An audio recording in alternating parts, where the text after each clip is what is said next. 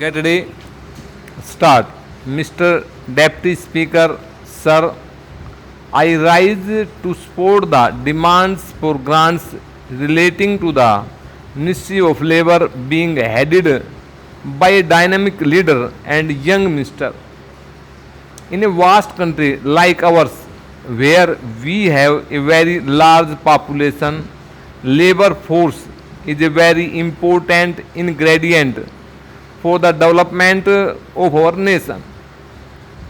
This particular human resource has not been utilized to the extent possible. This is indeed regrettable.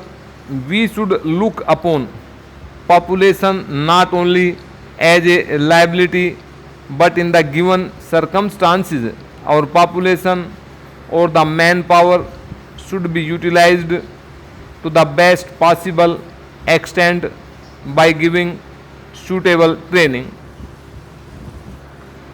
I think the labor department and the laborers deserve a great deal of respect because whatever we do in this country, the whole process of national reconstruction revolves around the work of the laborers.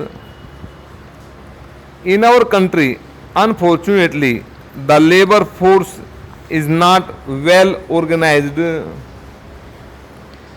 Only a very small percentage of the labor force, about 10%, is in the organized sector, whereas about 90% of the laborers are in the unorganized sector. About 27 crore laborers are in the unorganized sector and only 3 crore laborers are in the organized sector. For the welfare of a large number of people, various laws are being made. We have been talking about labor legislation for a long time.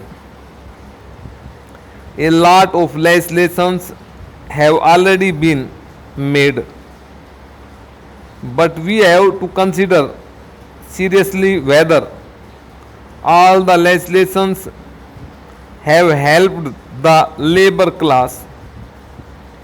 I am sorry to say that a lot of these laws are just accumulating dust and they have not been really useful in many circumstances.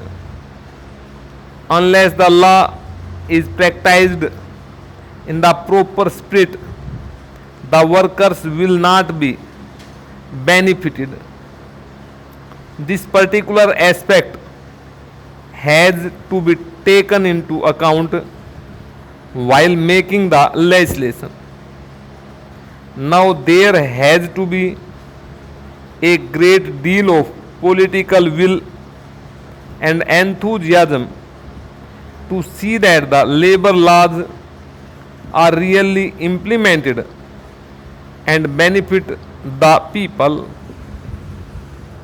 Our dynamic and young minister has recently said in a meeting in Pune that in this session a new legislation is going to be presented.